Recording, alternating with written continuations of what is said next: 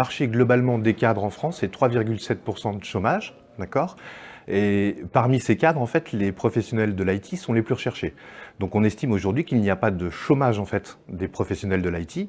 Et donc les entreprises qui sont dans un contexte de digitalisation et de transformation de leur entreprise, notamment sous l'effet du digital, recherchent de plus en plus ces types de profils qui manquent à l'appel.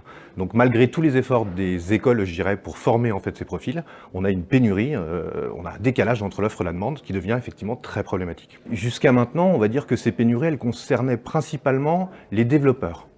Voilà. Avec la digitalisation et la transformation des entreprises, en fait, ces pénuries, aujourd'hui, sont aussi le fait de tous les profils au sens large digitaux, donc tous ceux qui vont travailler avec les développeurs autour du produit, que ce soit pour l'UX, le design, que ce soit pour la data, que ce soit pour le référencement, pour le marketing.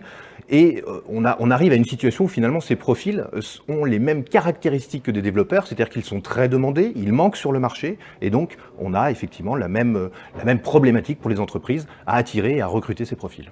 Et à vous écouter, on a le sentiment que ça ne peut que s'amplifier dans la mesure où il y a tous les jours, tous les ans, des nouvelles technologies qui émergent. Tout à fait, tout à fait. C'est un monde qui bouge extrêmement vite. Donc ce phénomène va effectivement s'accentuer. On parle de la guerre des talents, mais aujourd'hui on est dans une intensification un peu problématique, effectivement, de cette guerre de talents. Et c'est la raison pour laquelle Choose Your Boss, qui est partenaire depuis maintenant plusieurs années de l'événement, a élargi en fait sa cible et son acquisition de candidats à ces profils digitaux.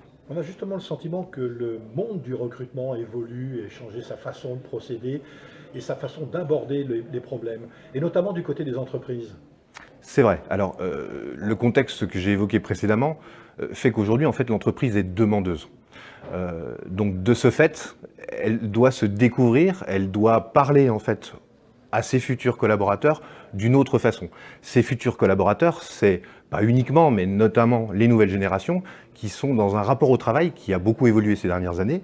Elles attendent de la reconnaissance, elles attendent de l'autonomie, elles ont un rapport au travail effectivement qui a complètement évolué, et les entreprises doivent s'adapter déjà en interne pour pouvoir effectivement être à la hauteur de ces attentes, et puis ensuite communiquer justement pour se différencier de leurs concurrents, puisqu'on a affaire à une véritable compétition entre les entreprises.